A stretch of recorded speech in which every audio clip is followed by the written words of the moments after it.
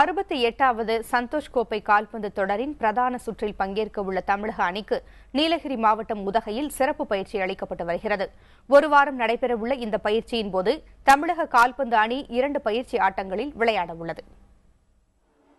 68வது சந்தோஷ் கோப்பை கால்பந்து தொடரின் பிரதான சுற்று ஆட்டம் மேற்கு வங்க மாநிலம் சிலிகுரியில் வரும் 24ஆம் தேதி தொடங்க உள்ளது. அதில் தமிழகம், கேரளா உள்ளிட்ட 10 அணிகள் பங்கேற்க உள்ளன. சந்தோஷ் கோப்பை இறுதி ஆட்டத்திற்கு இதுவரை 2 முறை தகுதி பெற்றுள்ள தமிழக அணி ஒரு முறை கூட பட்டம் வெல்லவில்லை. முதன்முறையாக சந்தோஷ் கோப்பையை வென்று சாதனை படைக்கும் நோக்கில் தமிழக கால்பந்து அணியினர் உதகையில் முகாமிட்டு பயிற்சி மேற்கொண்டு வருகின்றனர். பிரதான சுற்று ஆட்டம் நடைபெறவுள்ள சிலிகுரியை போன்ற தட்பவெட்ப சூழல் உதகையில் நிலவுவதால் இங்கு பயிற்சி அளிக்கப்படுவதாக தமிழக கால்பந்து அணியின் நிர்வாகிகள் கூறுகின்றனர்.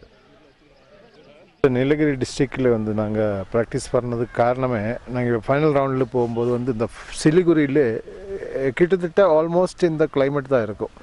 இந்த 9:30 to 3:30, 4 o'clock அந்த கிளைமேட், அந்த ஹீட்டு அதெல்லாம் சிலிகுரியில் சேம் இது இருக்கும்.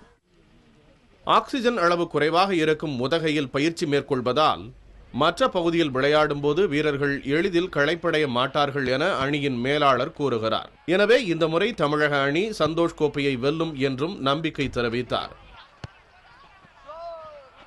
1995ஆம் ஆண்டு நீலகிரி மாவட்டத்தில் இதே ஜோனல் சந்தோஷ் டிராஃபி நடக்கும்போது பெங்கால் அணி இங்கே ஜோனல் வின்னர்ஸாக இங்கே பயிற்சி பெற்று பெங்கால் அணி ஜோனல் வின்னர்ஸாக போயிருந்தாங்க.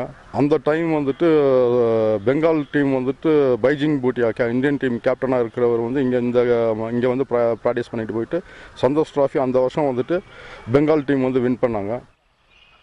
சிறப்பு பயிற்சியில் ஈடுபட்டு வரும் தமிழக கால்பந்து அணி வீரர்கள் வெலிங்டன் ராணுவ அணியுடன் 2 பயிற்சி ஆட்டங்களில் விளையாட உள்ளனர்.